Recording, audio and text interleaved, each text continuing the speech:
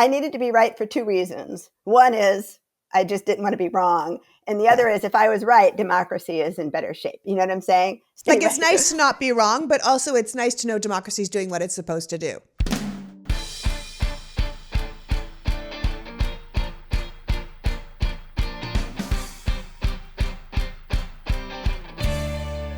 Hello, and welcome to the Politics Girl podcast. I'm your host, Lee McGowan. Let's get into it. Today's episode is a candid conversation with my first return guest, author and lawyer Teri Kanefield. Teri has published over a dozen books, as well as articles, essays, stories, and legal briefs over the past 30 years. Her political analysis has been used in the Washington Post, CNN, NBC, and most major news outlets. She is also one of my go-to lawyers because of her brilliant insight on legal and constitutional matters. Teri is a careful and thoughtful thinker who doesn't get caught up in the drama of a moment. When we last had her on the show, she was the one reminding us that just because we weren't seeing the results we wanted in the timing we'd like, didn't mean that the wheels of justice weren't turning. Despite all the crowing for locking Trump up or insisting the DOJ tell us what they were investigating, Teri has always stood firm on the idea that the fact that we are seeing so little is actually good news for the health of the rule of law. She stressed how important it was to not rush the process or abandon the rules simply because we wanted certain results. One party has made it very clear that they're ready to abandon democracy and the rule of law, and Teri was equally clear that we shouldn't help them do that by abandoning the rule of law ourselves. No matter how hungry we are for justice, we have to play by the rules if we want to keep living in a country with rules. 5 months later, we can see that she was right when so many others were wrong. That Merrick Garland has been working diligently and quietly to dot all the I's and cross all the T's, and now we can see that justice is on its way. Despite the fact that we still know so little about what's going on, I'm having Teri on today to talk about the search of Mar-a-Lago and what it means for the country, the rule of law, and the Republican enablers and justice itself. So without further ado, please welcome lawyer, author, and my favorite social media legal expert, Teri Kanefield. Welcome back, Teri. Hi, thank you for having me again. Oh, well, thank you for coming. You know, I love you, and I love it when I'm seeing you vindicated here because you have been saying the same thing all along, and now we're starting to see some action. So let's get right into it. On Monday, August 8th, the FBI, federal warrant in hand, served Donald Trump's Florida home Mar-a-Lago to attempt to recover top secret and sensitive documents he was holding there. Documents that did not belong to him, that his lawyers had previously signed an affidavit that said he had returned, and documents that were not properly stored to reflect the critical nature of the national security to America. As I said in a recent rant, the FBI serves search warrants every day. This is not some brand new thing that we're doing. Warrants are needed when law enforcement has to move quickly on a criminal investigation because they're concerned that sensitive materials might be in danger of being moved or concealed or destroyed.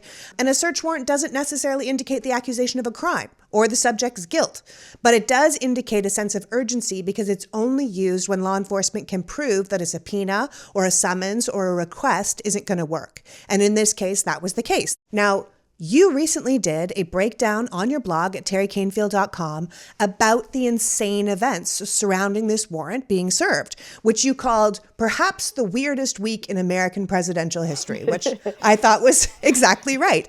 And your post attempted to answer two questions. One, why did Trump tell everyone about the search when it could have been kept quiet?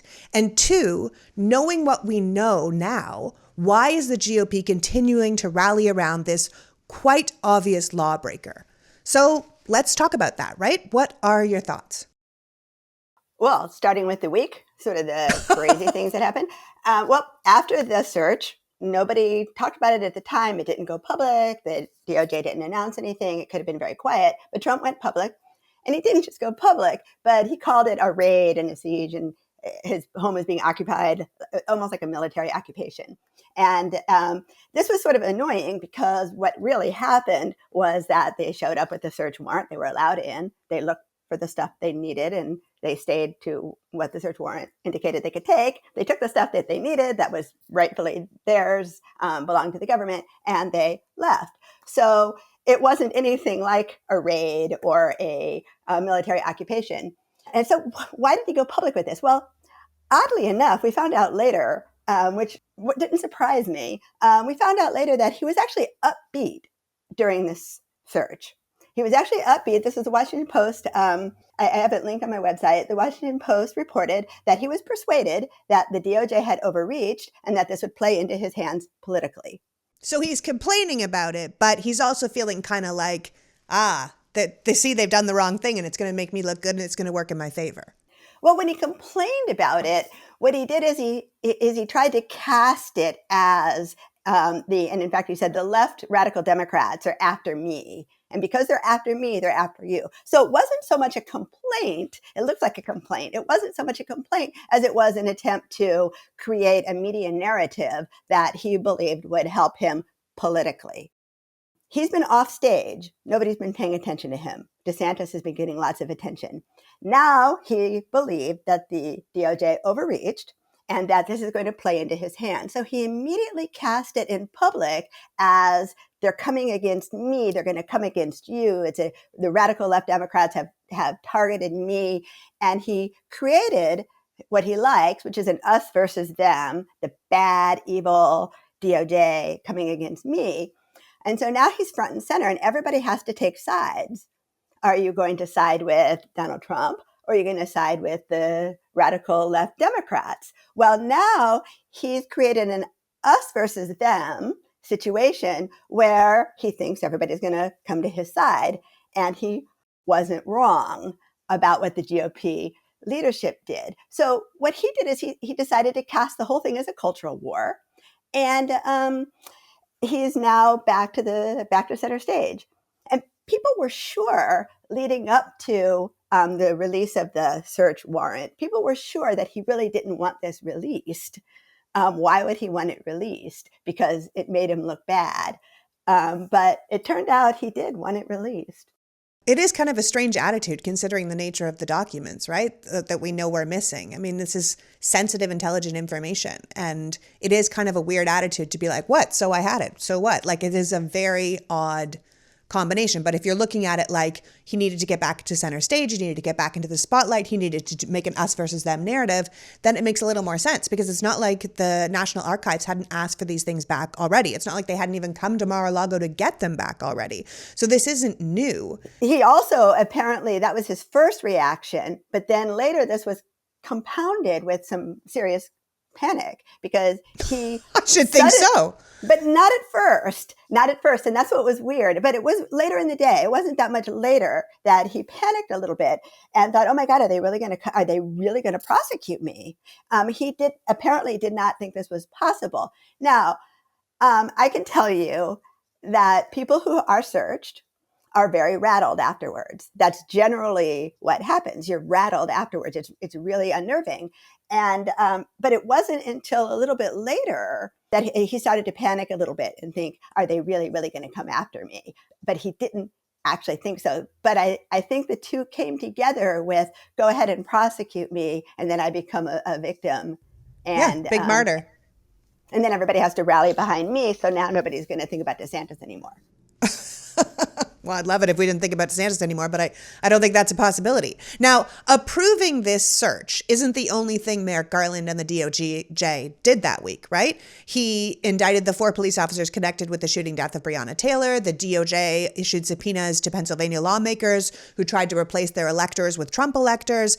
There's at least 3 sealed indictments that have been filed that we don't even know about yet with the Mar-a-Lago search. He's been really busy, Merrick Garland. Like every day there's a new thing that we hear that he's been working on quietly in the shadows, which is how justice should be done, until they're ready to do something with it. And for many years, but at least for this past year, people on the left particularly have been insistent that Merrick Garland was dropping the ball, right? That he wasn't investigating Trump and that he was incompetent or he was a coward, or if he was investigating Trump, then he should be saying so. But Garland always refused, citing the rule of law, right? And we now know that Trump is being investigated, not because Garland told us, but because Trump did, right? So What's your thought on that? Well, another thing we learned very recently was that Philbin was called before a grand jury about this matter last spring. And who is Philbin? He was the assistant, I think, White House counsel to Cipollone. Right. So, and Cipollone was also in front of a grand jury, but we don't actually know when. But think about this. Last spring, Philbin was before a grand jury talking about this matter. Now, one of the questions I kept getting is, we know Merrick Garland isn't doing anything because if he was, we would hear about grand jury subpoenas. And what I said was, no, you only hear about grand jury subpoenas from people who talk about them. And the only people who talk about them, they're what we call hostile witnesses. They don't want to be there. They probably have criminal liability. But there are a lot of witnesses who are just delighted to go, who say, yeah, I'll go talk. A good pro tip, rule of thumb, if there's an incident that's being invested as a crime and you were part of that, and you are afraid you have criminal liability, it's really a bad idea to tick off the prosecutors. So some people who might have criminal liability and they're not sure and they want to try to get the best deal they can, they don't talk about it. But a witness who is happy to go talk about it won't tell us. So it turned out that while everybody was saying, well, we know for sure there's no investigation because we'd hear about it from the grand jury subpoenas. Turns out Philbin was in front of a grand jury. So we don't know what's going on back there, and we're not supposed to. No, we're not supposed to. Yeah, we're not supposed to know, right? But right. Okay, so let's talk about those people were not talking, which they weren't supposed to do. They were happy to talk in grand juries, and then the Justice Department could move along. But let's talk about MAGA world and their reaction to all of this. Right-wing media, Republican politicians, Trump world spokespeople, they're all out here attacking the Department of Justice now, right? Claims of witch hunts and political intimidation and saying it's all motivated by animosity and bad faith, and they should all have a press conference to explain himself. He needed to explain himself. He needed to say why he was there. Release the search warrant. Prove what you're doing, which of course he doesn't have to do. And in many ways, to be fair and apolitical, he absolutely shouldn't do, right? Lindsey Graham was insisting the DOJ and the FBI lay their cards on the table, and Ted Cruz wrote in all caps, release the warrant now. And a bunch of right-wing people were saying, if they can do this to a former president, what can they do to you? You know, that the FBI is just compromised and planting evidence. And Marjorie Taylor Greene is talking about defunding the FBI and everyone's a deep state actor and blah, blah, blah. And they really riled people up so much that in a day, they had someone physically opening fire on the FBI, right?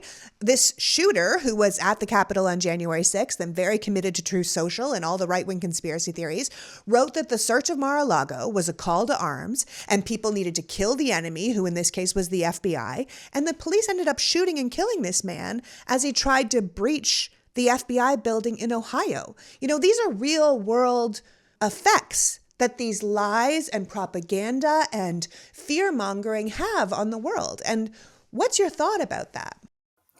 Well, okay, two things. I'm going to talk about, I guess, as you were talking, I got the idea to call this the Great Switcheroo. All right, let's do it. Great Switcheroo. The Great Switcheroo. I'm not usually good with slogans and stuff like that, but here we go. the great Switcheroo, but also a difference. So there was this Great Switcheroo. Let's talk about Trump critics versus Trump supporters. Okay.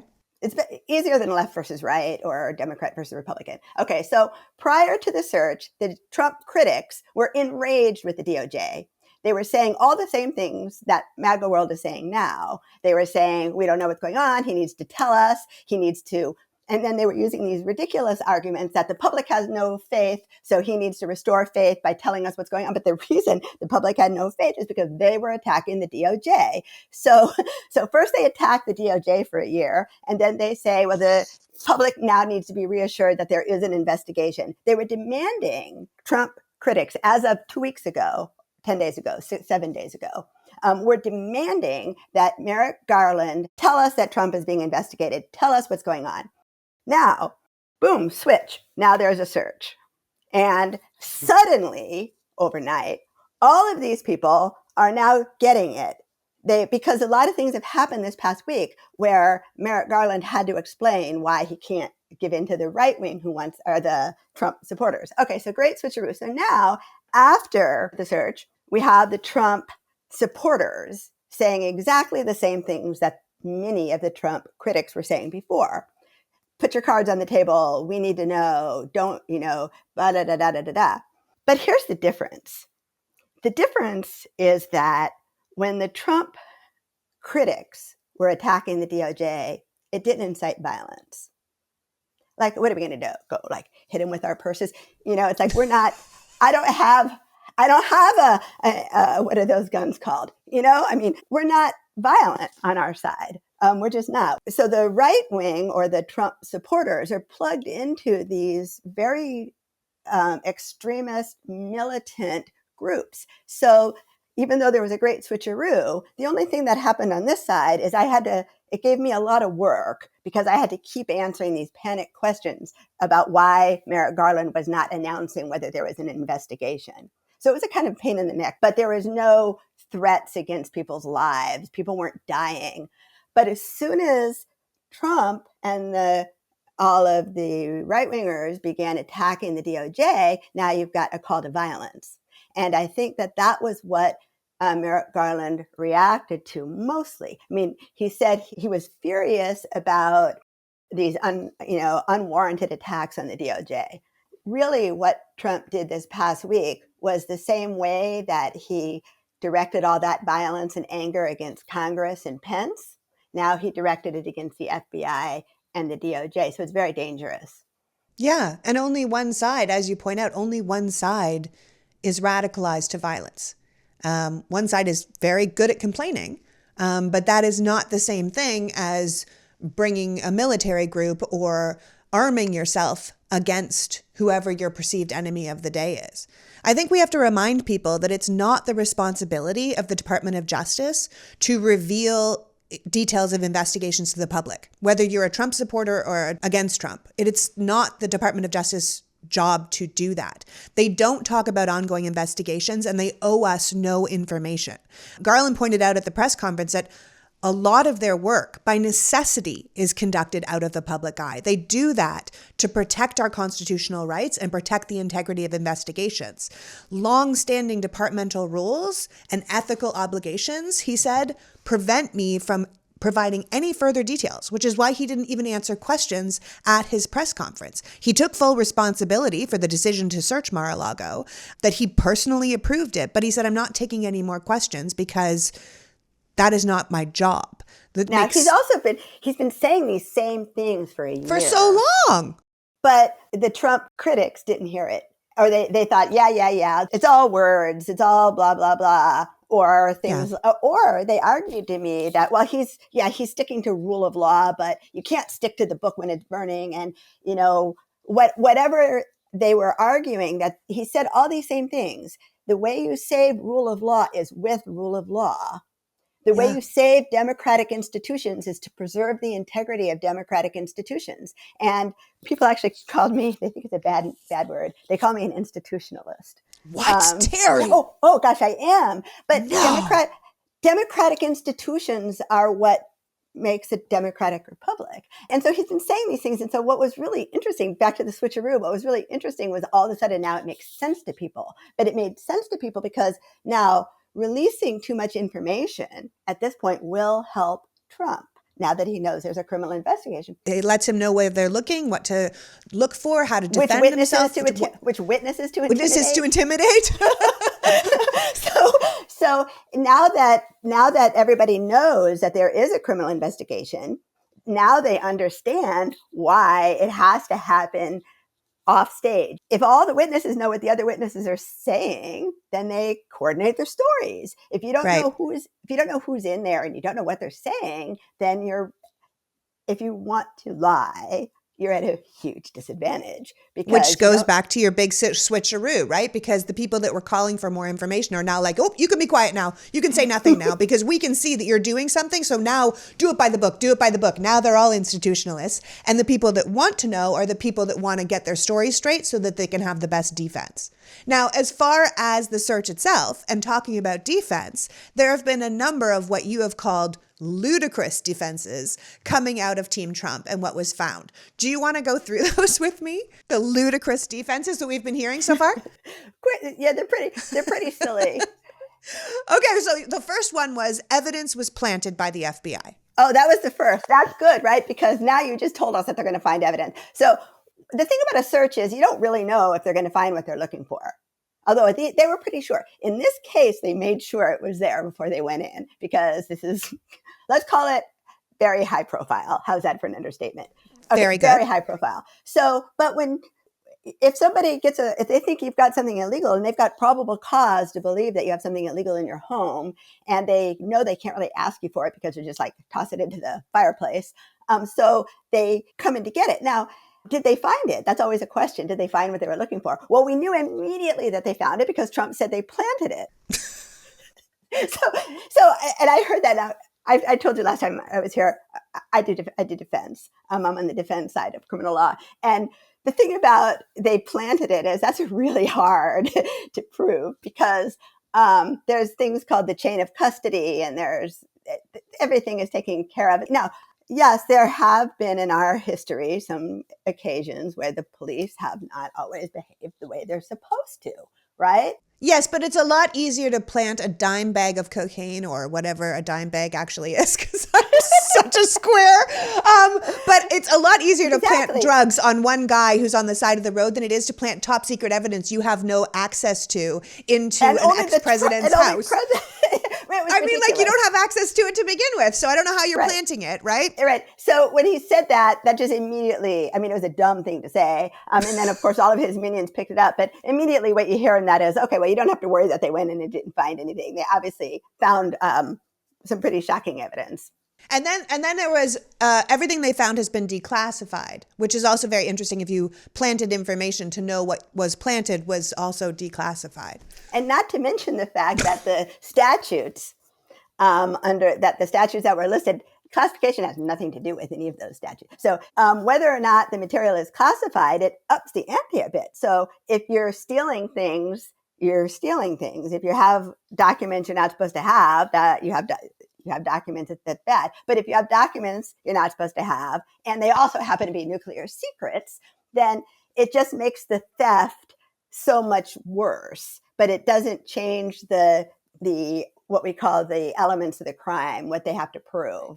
So that was it's still stolen documents, whether they're classified or declassified. And we should be really clear to people that a sitting president can't just wave a magic wand and declare something declassified. Documents have to go through a review process, and certain topics like nuclear programs, including communication for programs that might support nuclear deployment, can't be declassified by anyone, not even the president. Trump gave and Trump's not the president. Hold on. No, and he's not the president anymore anyway, right? Trump, if Trump could say, I declassify everything, then Biden can reclassify it.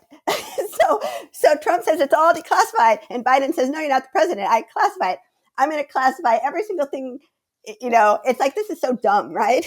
It's really so dumb. And I think the thing is that here's where you have it, where we put someone in charge of the country who never understood how the country worked to begin with. We put someone in charge of the country who never understood the chain of command. He gave a ton of people who shouldn't have had access to classified information access to it. When people like the Secret Service said, you know, this person, Jared Kushner, shouldn't have access to this information. And he was like, I say it should happen. And that's his prerogative as president. But he was obviously untrustworthy to begin with. I mean, there are presidents that continue to receive national security briefings after they're president, but that has to be approved by the next president. In this case, Biden did not approve that because Trump was untrustworthy. And now we can see Biden was completely right in thinking that, right? Like the National Archives, which is who we're talking about here, they're the ones that have asked for this information. They're the ones that are saying it's missing. These guys take this secure documents thing really seriously, right? Down to the construction of the room and the lighting fixtures that are in the room of the classified documents. You can't just stick stuff in a room and then put a padlock on it and be like, oh, it's all safe now. That's not how any of this works at all. And we're starting with someone who was the top of the chain of command, who never understood, never respected, and never honored how any of this was supposed to work to begin with. Right. Exactly. And the whole classification thing was just, it got everybody talking about something that didn't matter. Right. It was just, I guess in mystery writing, you would call it a red herring. Everybody was like sort of, chasing after something. So we all chase our tails. Squirrel. Yeah. Right. Squirrel. Right. Squirrel. Exactly. That's better. So, and then the next one was Obama did it too. You want to do that one? Yeah. So he tries the Obama does it too, and then immediately the National Archives says, nuh-uh, this is what happened with those documents. So actually the National Archives had control of the documents, and it was ridiculous because Obama follows the rules. So that was a short-lived one. But what you see here is a pattern, and it was very interesting because you could see he was taken a bit by surprise. I think the no collusion was clever, and he had some time to think that one up because collusion is really not a legal term. So you can always say no When collusion. you're talking about when he had excuses for the Russia, back to the Mueller thing. his whole thing Yeah. was no collusion, Right. no collusion, because Right. that was kind of a good excuse. That was sort of clever because he defined the term the way he wanted to so that he could declare himself innocent, right? So that was kind of clever. But here you could see he didn't have any time to think something up. So he's like kind of throwing, let's try this one, let's try this one, let's try this one. So you could see these ridiculous defenses coming out, rapid fire. One failed, so he tries another one. Like we just packed wrong. We were in a rush. It was kind of weird after January 6th. We threw some things in boxes we didn't know. Whoops, my bad. Well, then why did you refuse to give them back? Yeah. Yeah, ridiculous. Okay, so and just when we thought things couldn't get any weirder, we learned that Trump or Team Trump contacted Merrick Garland personally with some sort of threat. What was that about? Yes. Oh, actually, that sort of links back to the switcheroo thing because that was some people asked me about that, what he was doing. It was really a silky, smooth mafia kind of threat. You could see how he pressures people. And actually, I have some theories about that, like why he thought he could do this. So one of his spokespeople contacted an official at the DOJ to pass a message to Merrick Garland from the former president. And the message went like this. He said, Trump's been talking to people that are really, really mad about this search.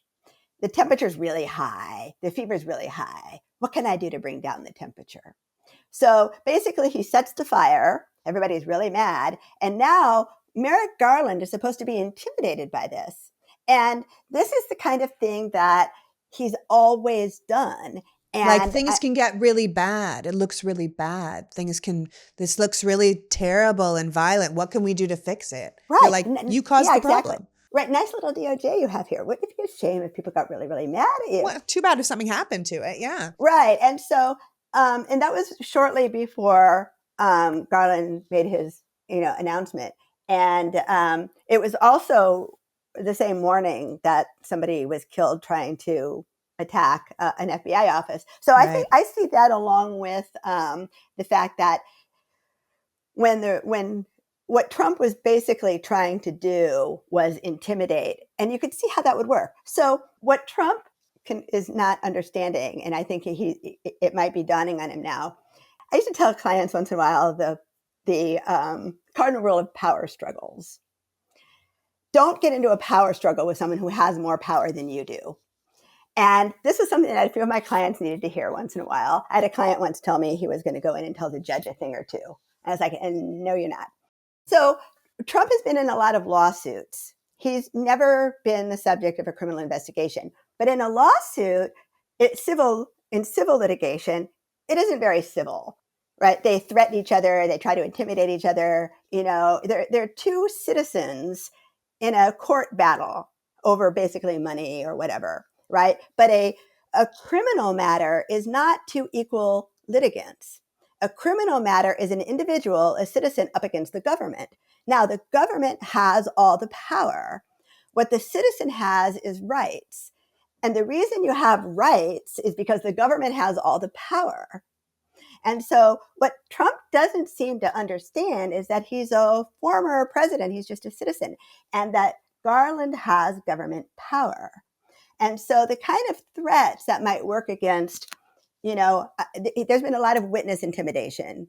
We know about that from the J6 committee, telling us that a lot of the witnesses who have been talking to the J6 committee, the congressional committee, have been intimidated. Cassidy Hutchinson, I think, had a security detail. She had to go into hiding. I think she's still in hiding. And it's very, very sad. So this kind of intimidating is what Trump does, but he's never been in a criminal matter where where his opponent is not his equal. In fact, he's a citizen and he's got rights that protect him, but Garland has government power. Now, one of the things that's sort of tricky here is he thinks if he wins the next election, he has government power. So, which is probably definitely true. So Yeah. he's still not really seeing himself as a little citizen up against the government. And one of the reasons why people like me often go into defense work is because we want to represent the little person up against the government. And I only represented indigents once I had my appellate practice going, people who couldn't afford to pay. And so there's this idealism that says, when you're accused of a crime by the government, that they have all the power. They have a whole FBI to look to find things. They can go into court and get a warrant to search you.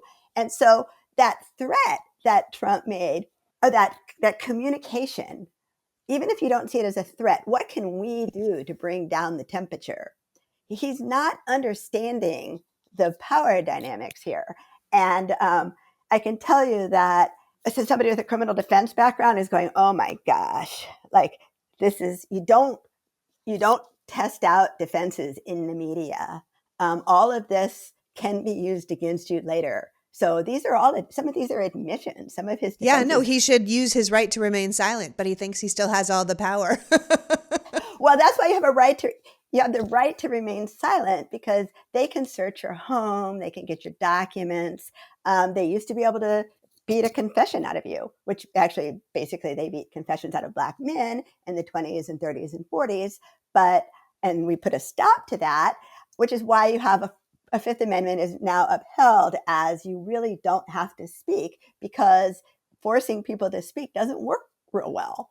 So he has a right to remain silent. He doesn't get that. But mainly what he doesn't understand is that there's a power imbalance here, and he doesn't have it. And of course, I saw your face when I said, well, if he wins the next election, that's why this is so important, because he is a former president who had government power, and now he's a citizen being investigated by the Department of Justice. And so this attempt to threaten him shows you that that what Garland understands is that Trump is willing to call up these private militias and these angry people and create the kind of violence against the DOJ that he did on January 6th.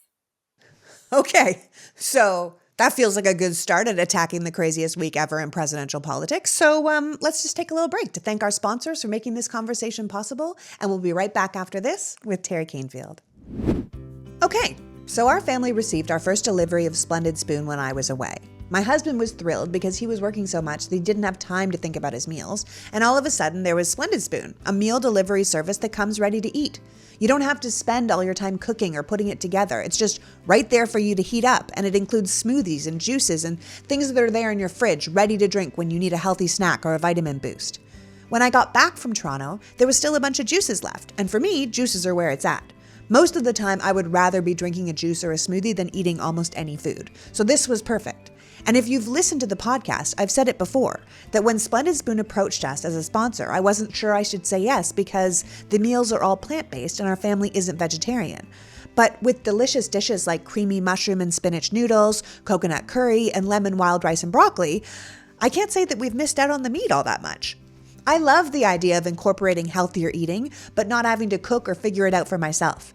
Splendid Spoon meals are shipped right to your door, ready to enjoy in minutes. It fits into any schedule and there's a meal plan for everyone. So stay well-fueled going into the new school year with Splendid Spoon. Get started today and save on an entire week of ready-made plant-based meals. Just go to splendidspoon.com/politicsgirl for $50 off your first box when you subscribe. Take the work out of eating healthy with Splendid Spoon. That's $50 off at splendidspoon.com/politicsgirl. I can't say enough about our next sponsor. With Base Luggage, you can get chic, affordable travel bags and accessories that look good and are packed with function. These bags are so cool. They're wildly stylish, well-designed, and they've thought of all the bells and whistles that take a regular suitcase to an amazing suitcase.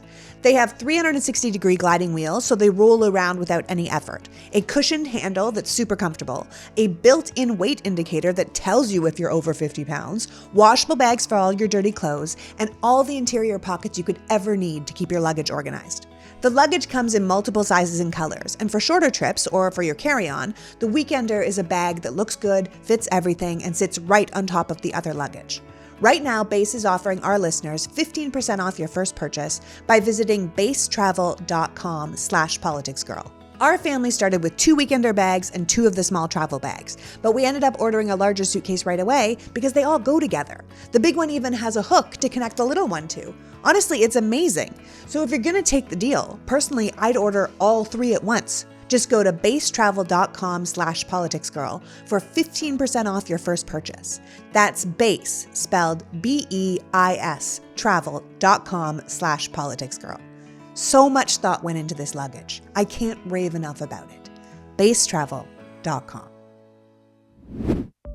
What if I told you there was a new product out there that can tackle our negative impact on the climate just by using it once a day? There is. And believe it or not, it's a credit card. Like me, you might be terrified about the oncoming climate crisis, but feel like you don't really know what we can do to make a real difference or where to really start helping. Okay, we can get solar panels and buy electric cars, but those are big ticket items and not necessarily possible for everybody. There's laundry detergent made of corn cobs and toilet paper made out of bamboo, and so many reusable things, which are worthwhile products, but you wonder how much of a difference they're really making. We know the biggest polluters are giant corporations, and aside from pushing for more legislation, the best we can do is try and offset the damage they're making. Aspiration Zero credit card wants to help with that. They believe you can crush your negative carbon footprint just by switching to their card. Aspiration Zero is the first credit card that fights climate change by planting trees every time you use it. It works like this. Aspiration Zero plants 2 trees with every purchase you make. And 2 trees soak up about the same amount of carbon dioxide from the air as the average American puts out in a day. And along with the reward of knowing you are turning buying a latte into part of saving the planet, Aspiration Zero gives you another kind of green reward: cash. Unlimited 1% cash back on all of your monthly purchases when you hit carbon zero for the month.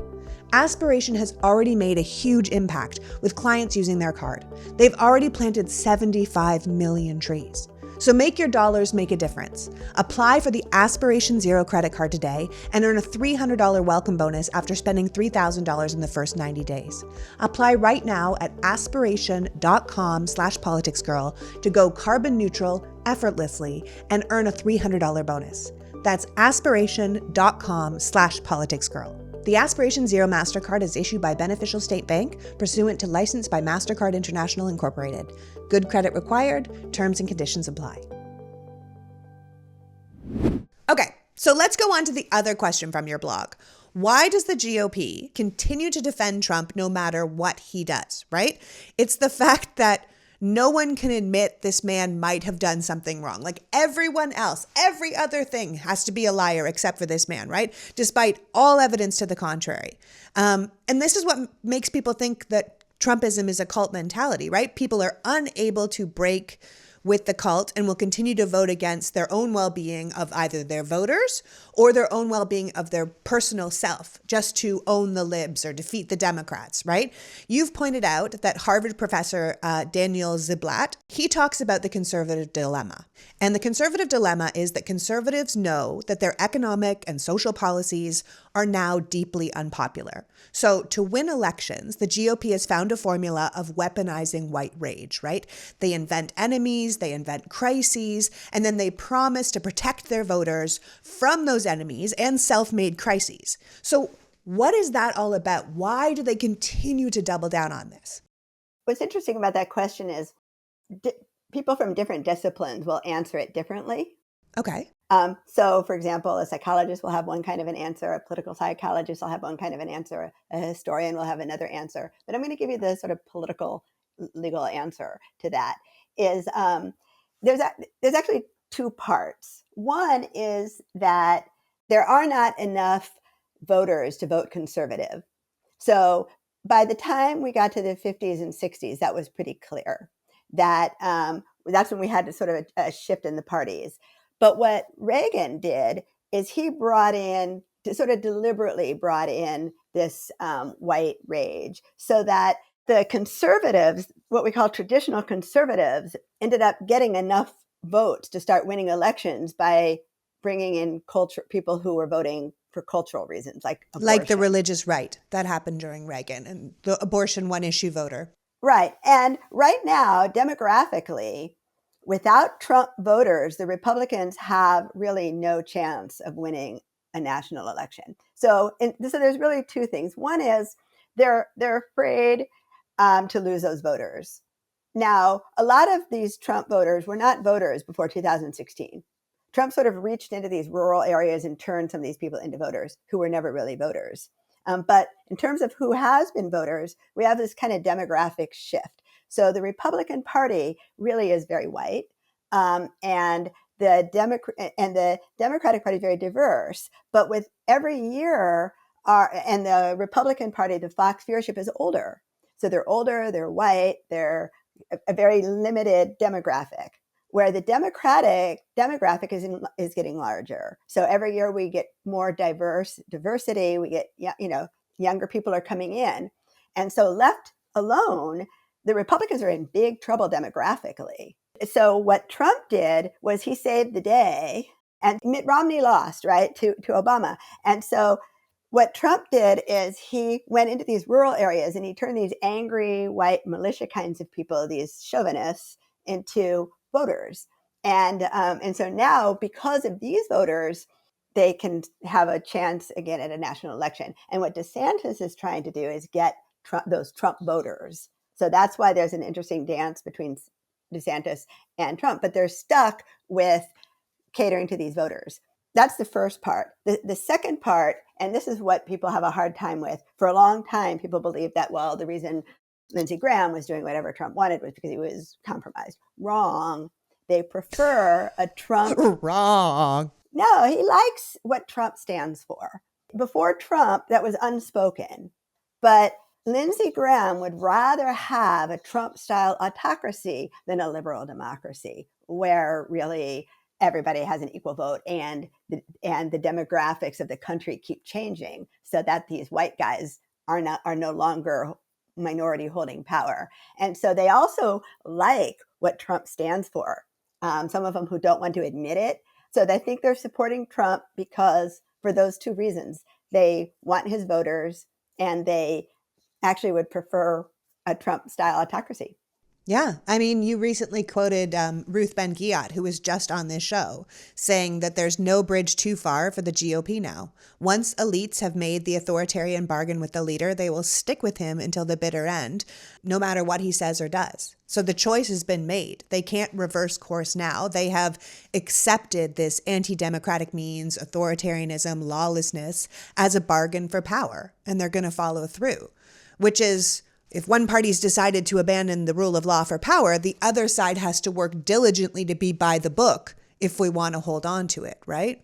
Right. One party, that's what I always say. If both parties abandon rule of law, it's gone. And the Republican Party obviously has. They, there's just so many ways to explain it. One is that we had the New Deal in the 30s, which created a lot of fairness, right? The New Deal sort of brought up a lot of poor people and created our first middle class.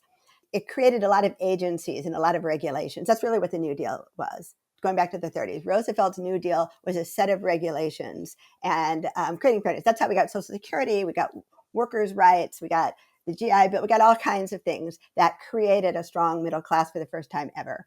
And this created a large government. And the Republicans hate that. They hate those agencies. They hate those rules. Now, what the rules do is prevent them from cheating. Well, they hate the bend towards fairness, right? And to making it more equal. Right. And they hate the fact that now, prior to the New Deal, you could manipulate markets, you could cheat people, you could do all of these things. But the New Deal regulations prevented a lot of that cheating. And so, so it takes down the people who got rich, these robber barons who got rich basically from cheating. It takes away their ability to cheat and raises up workers and allows people to go to college, so more people can get an education. And then the civil rights and the women's rights movement, which actually happened because now the New Deal created our first middle class, but the African Americans were left out. The civil rights movement tried to include African Americans, and then the women's movement. So these created more government because the Voting Rights Act, the Civil Rights Act, all of these things created more government to enforce these regulations to create more fairness. And the Republican Party is opposed to all of those things. They don't want rules. They want this sort of jungle thing where they say the best rises to the top, but really the people who cheat rise to the top. And so part of why they're lining up behind a lawbreaker is ever since, remember, Reagan said the scariest words in the English language is, "I'm from the government and I'm here to help."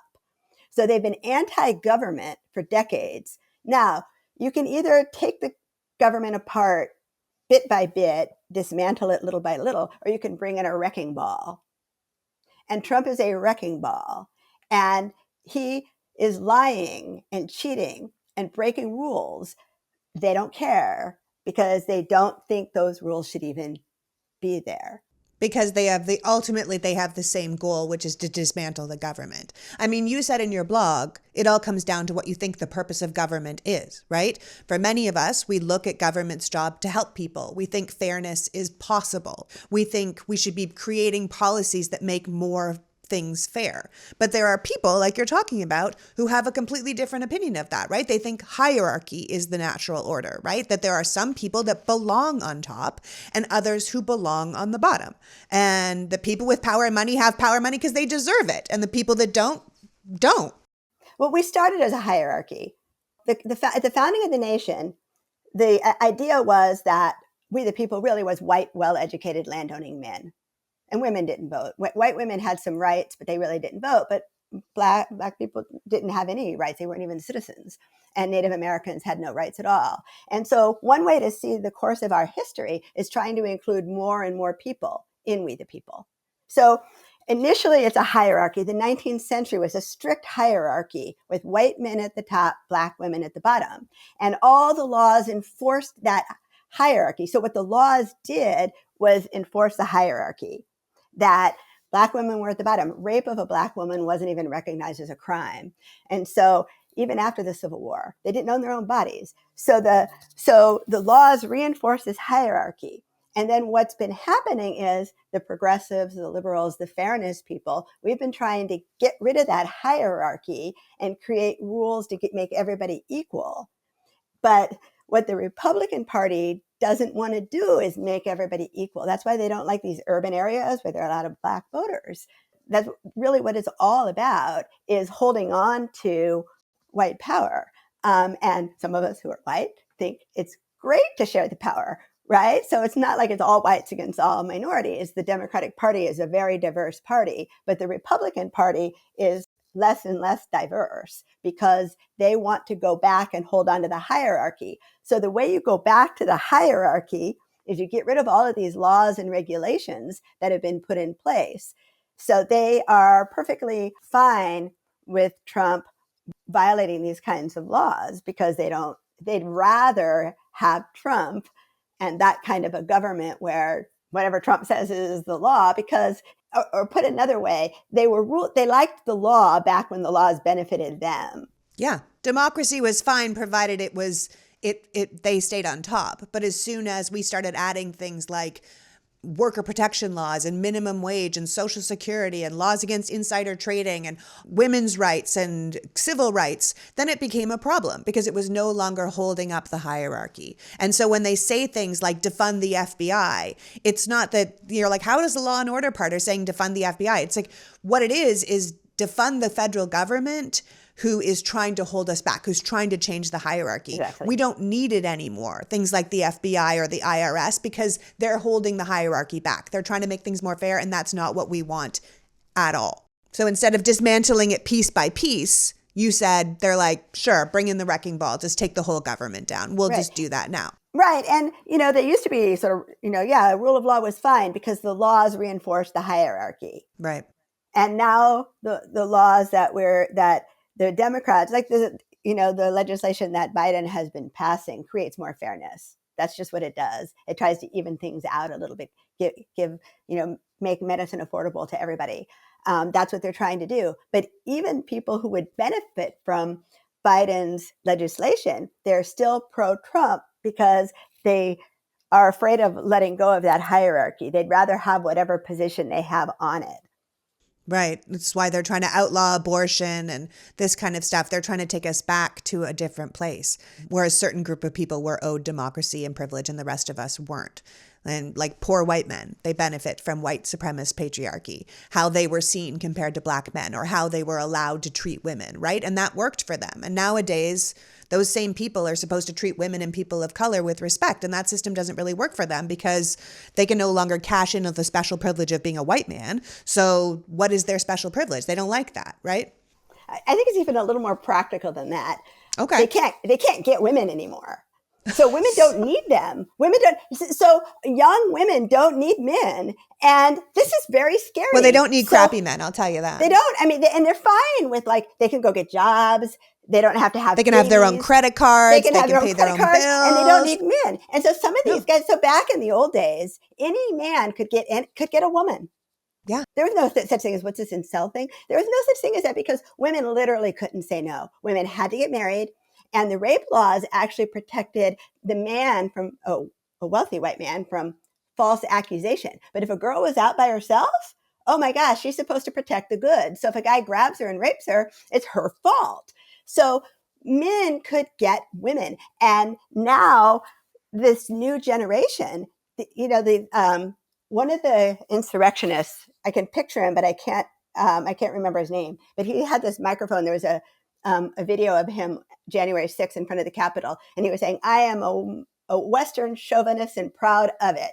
And I was like, "Yeah, they're icky guys. Would you want to go?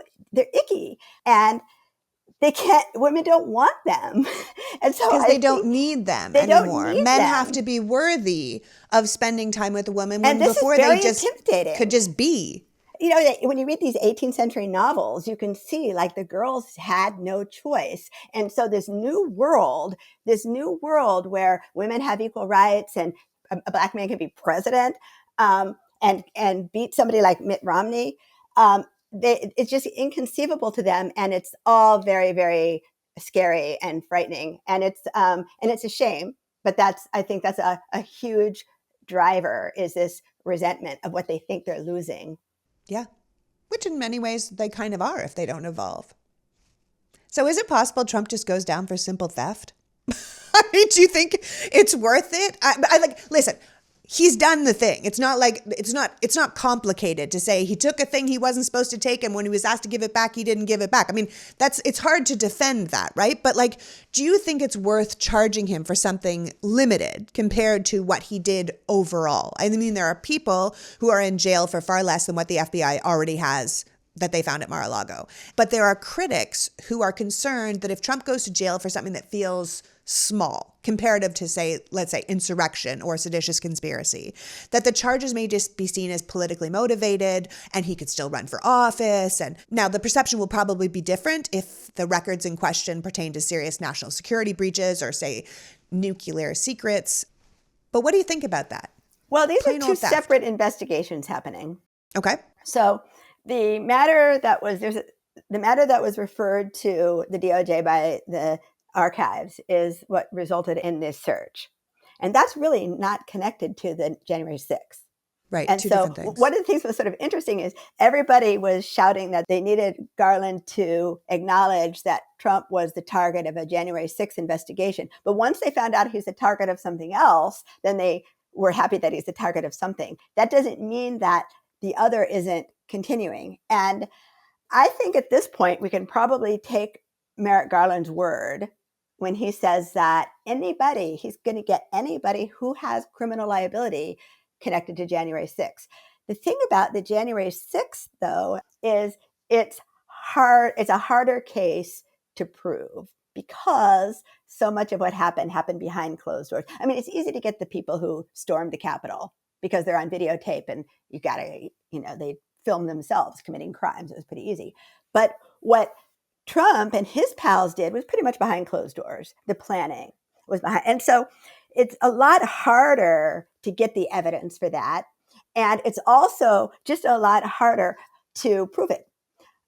just because of the nature of the crime. And some crimes are, a financial crime that happens in a mansion behind a big gate and nobody is around for a quarter of a mile. That's a harder crime to catch than a crime that happens, say, in an apartment building with thin walls and people are mad at you and turn you in.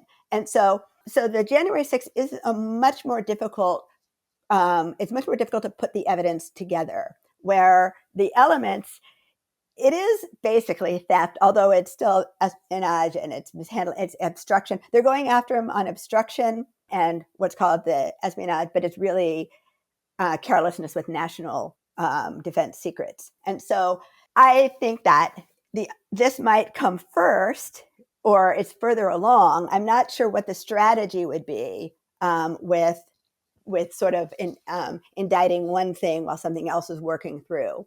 But also, the January 6th matter is also pretty far along in terms of who's been talking to the grand juries about this. So they're entirely separate.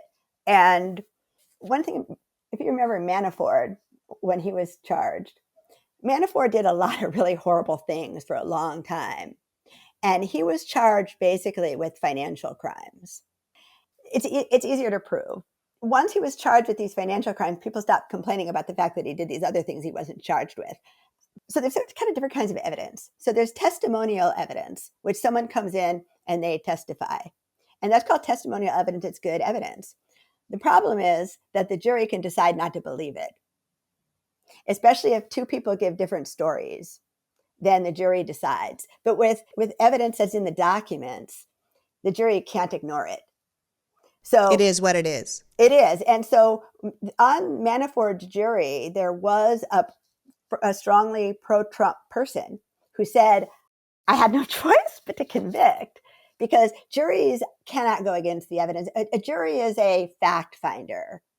The jury doesn't decide the law. The judge applies the law, but the jury determines the facts. And if a jury completely goes against facts and there's no evidence to support what the jury did, you could appeal that. It's a substantial evidence appeal. But documentary evidence is much more solid. And so the Mar-a-Lago case, the documents case, it's just going to be easier to prove. I don't believe that means the other won't also be brought. But you're right, some of these, with the search warrant, I think some of these could be like 20-year prison sentence is huge. I mean, and I think for Trump, like 5 to 10 years would be a life sentence if that happened. And there'll be more people involved. It's not like he knew exactly what document to take and knew how to store it in the room by himself and he was doing it all alone. I mean, there's got to be other people involved. But we've also, when I said the switcheroo, it wasn't just the fact that now it's clear that Merrick Garland has actually got the nerve to go after Trump. We've also really learned that things have been progressing with January 6th. What's annoying is every time something happens, like we find out that Cipollone talked to the DOJ or in May. Then the newspapers say, indicating a widening. No, it's not. It's indicating that now we know about it. There's a lot of steps before you get there. So I have no idea what the time frame is going to be. But at this point, I would have to say that I think I'm taking Merrick Garland at his word. That if he says it's on the move. It's on the move. And what do you say to the people who are concerned, rightly so, that this far-right Trump Supreme Court is going to exonerate him and all of his associates if they end up being charged and convicted of offenses, right? What are your thoughts on that? Because people are already panicking. They're going to get all the evidence. He's going to go to jail, and then it's going to be overturned by his own Supreme Court. What's your thought on that? Well, that's kind of silly because the Supreme Court doesn't find facts. You don't have a new trial at the Supreme Court. Actually, people don't know that because I do appeals. People don't know that. I was like, you might want to start from scratch there, Teri. I'll start from scratch. Okay, so I did appeals. That's what I did. And my clients did not get a new trial on appeal. What happens on appeal is that you look to see if there were any reversible errors or if the law was misapplied. It's also the place on appeal to decide that the laws that were being followed are not constitutional. So that's how the Supreme Court overturned Roe v. Wade. That's how in 1954, the Supreme Court said racial segregation is unconstitutional. We had a lot of, in the end of 1896, the Supreme Court said that segregation was constitutional. The Supreme Court does not very often overturn rules, and they only overturn rules something really major. So when you appeal, there has to be an error made at the trial level, and the error has to be significant enough to overturn the case. Now, what often happens on appeal is I might win the appeal, but then what that meant is that it gets sent back for the trial court to do it over without the mistakes. So if the judge keeps out evidence that would help, or allows in bad evidence, or the judge makes some bad calls, those are appealable issues. So how does that work with the Supreme Court? They'd have to prove that something had gone wrong in the first place? Well, by the time it gets to the Supreme Court, there's actually on the Supreme Court website what kinds of cases they take. They don't just take a case because they want to. This one seems to. This one seems to. Well, they take a case that has national significance, that has constitutional implications. So that's how they got Roe v. Wade. So if it has constitutional implications, they'll take it. If there's a split of authority among the appellate divisions, they'll take it. But the idea that they're going to let Trump get away with crimes just doesn't make any sense. They've ruled against him in all of those election fraud cases. They ruled against him in the executive privilege stuff. Yeah. So they're not, the Supreme Court's not going to do that. Okay, let me put another. The Supreme Court doesn't care about Trump. I think they do want a kind of a Christian nationalism. Definitely. But they don't need Trump for that. Right. He's not the only, they can sacrifice him and still get what they want. If he is convicted of crimes at the trial level and it's upheld on appeal and it goes to the Supreme Court, they'd have to say something wrong with the law. So they'd have to say, no, presidents can take things home. That would be silly, right? Yeah. So for an appeal to succeed, there has to be court or prosecutorial error, right? And in this case, there wouldn't be. And they're already walking a fine line with legitimacy, so they're not going to do that. And even if their goal is to have Christian theocratic autocracy, they can get that through DeSantis, or they can get that through, Josh Hawley or somebody like that. Just suppose Trump is convicted of stealing documents from the government. Well, in order to let Trump off, they have to say it's okay to steal documents. And that's a tough thing to sell. Yeah, right. They don't make a law for one person. It's contrary to Supreme Court jurisprudence to say, I'm going to make a special rule for you that doesn't apply to other people. That just doesn't happen like that. So they'd have to say that the law under which he was convicted is not constitutional. And there's no grounds for that. They'd have to say Congress doesn't have a right to say that you can't steal government papers. Well, that would be silly. So I'm not worried about the Supreme Court. And even if they are corrupt, which I think they are, I think they're totally compromised, they can still get what they want without defending Trump. I think one of the questions that's sort of a little more interesting that kept coming up was prior to this coming out, the Trump critics, a lot of people actually believed that we needed to indict and prosecute Trump in order to save democracy and in order to heal the nation and make everything right. And I kept trying to explain that that's not going to happen like that. And I think now people see that. I think a lot of people are just sort of invested in, they want to see a particular result. They want to see Trump in prison. And if Trump isn't in prison, nothing matters. And we have to get past that. What matters is saving rule of law, saving democracy, bringing these investigations happening the way they should. We don't know what's going to happen at a trial. You don't know what a jury is going to do.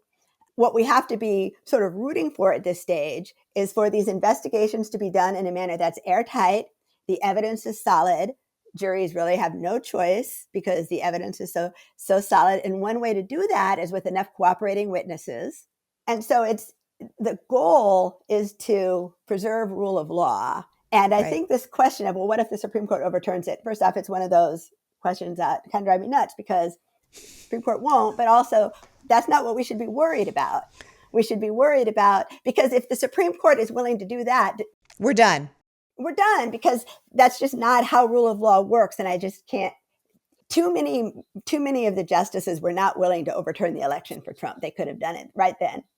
And this goes back to your idea that there's no legal remedy to a political problem, that the only thing that will stop these people is a landslide loss in future elections, right? If we want a more democratic society, we have to elect more Democrats in 2022 and 2024 because the Republican Party has completely abandoned democracy. We're not going to get a more fair democratic society using the courts. The courts uphold the rule of law, and we have to help them do that by upholding the rule of law ourselves. But we can't get what we seek through the courts. We can only get what we seek through a more democratic government. The bigger worry isn't that the Supreme Court's going to say, give Trump a get out of jail free card. That's not the worry. The worry is that somebody like DeSantis is going to get elected and pardon him. The worry is that the Republicans are going to win the House and the Senate in this coming election. That's the worry. Yeah, and then shut down the J6 committee and then shut down any investigations into him and totally take over the Justice Department and do subpoenas for Adam Schiff and everyone on the J6 committee. They could be a pain in the neck. Yeah, impeach really Biden for being successful.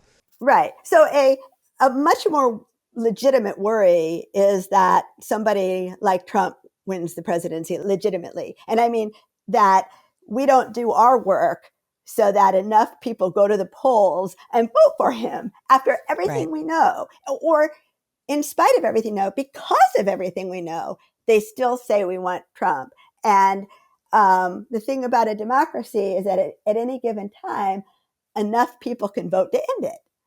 That's why, right, it's a political problem. And as long as enough people come out in these elections so that Trump doesn't come back into the White House, that's my worry, not the Supreme Court. I mean, listen, we want to see Trump held accountable for his crimes. I know you hate the word accountable, but we want to hold Trump responsible for what he's done. We want his enablers to be tied to him like an anchor around their neck. You know, they can't skate if he goes down. And we have to make sure that the next Trump doesn't get elected legally because he will just reverse all the problems to begin with. We have to accept the fact that one party in America has decided they are anti-democratic and they would rather go down an authoritarian white Christian national path. And we have to say, that's not where we're going. We're not going down that path, and we're going to organize and we're going to vote and we're going to do all the things that defeat you over and over and over and over again. And if we get our indictments and our people in jail at the same time, wonderful. But the thing we really need to focus on is getting Democrats and people who believe in democracy elected. That's what we need to focus on, because we are not the Department of Justice. We have to let them do their job and support them, but we are voters. We are pro-democracy voters, and we have to vote and make sure that people like DeSantis don't remain in power or don't get into power, and all of the little minions below them. That's right. That's the scary part, is that even with everything we know about Trump, 45% of the people would still vote for him. That's the part that scares me. And there are enough people who do not want to see a Trump type person come back. I would hope they're going to get to the polls. It's pretty important. Well, it's the most important, honestly. Right. And thank you so much for joining me today, Teri. Your insight and your calm is always essential when it comes to this stuff. I hope you're feeling vindicated, considering you were right all along. And as the indictments, which I believe are coming, are going to start coming in, I hope you'll come back and talk to me again to make some sense of what's happening next. Anytime. But in the meantime, organize and get people registered to vote. That's right. And be a poll worker.